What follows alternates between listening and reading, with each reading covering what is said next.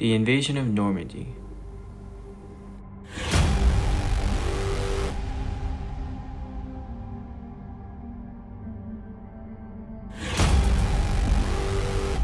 The largest amphibious warfare to this day.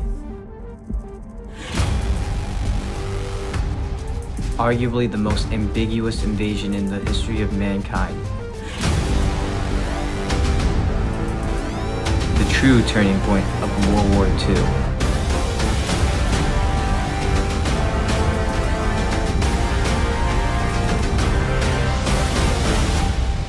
Today, in DocuCast, we will be discussing the events that led up towards this point, as well as the aftermath and significance of it.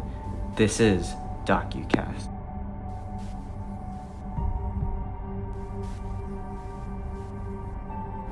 Preparations.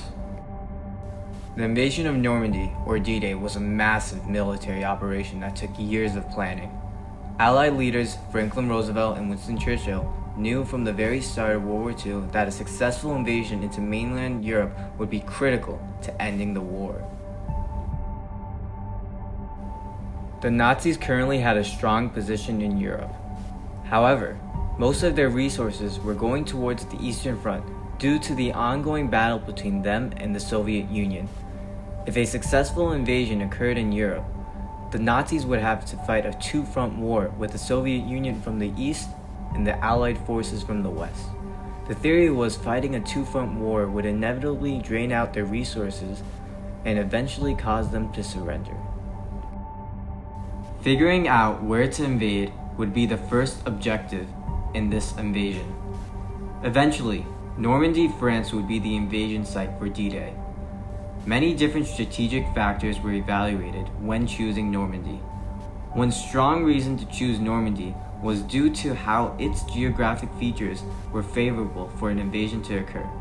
It was just a great place for the Allies to capture since it offered a great foothold in Europe and provided the Allies a place to transport supplies to Europe. Another major factor would have to be the strength of German defenses at that point.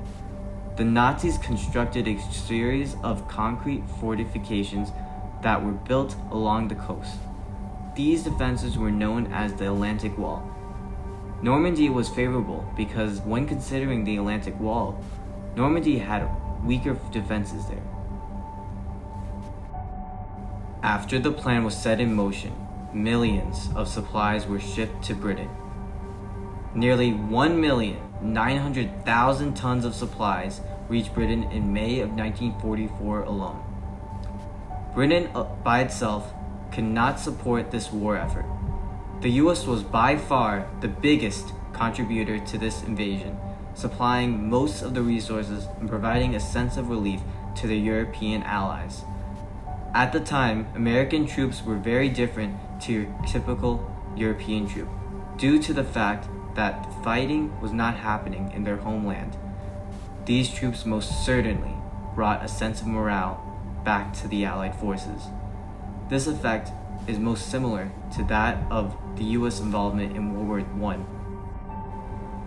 In an effort to mislead Germany, the Allied forces carried out a massive deception campaign prior to D-Day. The Allies tried to use fake radio transmissions to make the Nazis believe the invasion was occurring at Pas de Calais, the closest French coastline to England. It was even more believable when the Allies sent a phantom army commanded by American General George Patton to throw Germany off their scent. The day.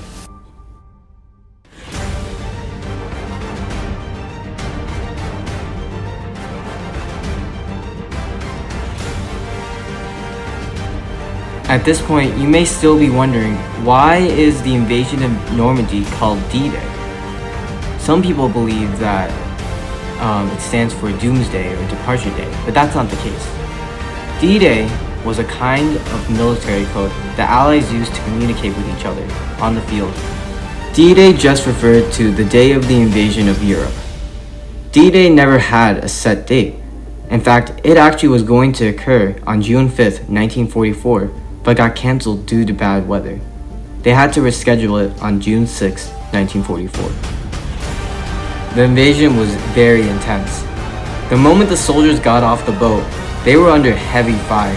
The shore was covered with obstacles like wooden stakes, barbed wires, and of course, landmines. The troops had to traverse the shore at their own risk. The troops, however, were not alone, as they had both naval and aerial support to push the Allied forces through. The soldiers that lost their lives, their efforts, were not in vain, because less than a week later, on June 11th, Normandy was fully secure and was now operational to send troops from Britain to continental Europe. This was a huge victory for the Allied forces, as they not only gained a foothold in Europe, but now the Nazis were fighting a two-front war, which is what the Allied forces always wanted. The significance. This event was undoubtedly the turning point of the war. The success of this invasion led to the ultimate end of the war almost a year later, on September 2nd, 1945. D-Day is not only a day to remember the turning point of the war, but a day to remember those who lost their lives in the fight. Their war efforts, to this day, stand the test of time. If D-Day were not successful, the Allied forces probably would have still won because of one factor: the Manhattan Project. The US's secret plan to develop atomic bombs. The US developed 2 atomic bombs, and their initial plan was to use one of those atomic bombs on Nazi Germany. If that outcome had come, the European region to this day would still be suffering from the side effects of that atomic blast. Thankfully, D-Day was successful in bringing about a swift end to the war in Europe. Thank you for watching this episode of DocuCast. I hope you enjoyed and check out our other content. Till next time, sayonara.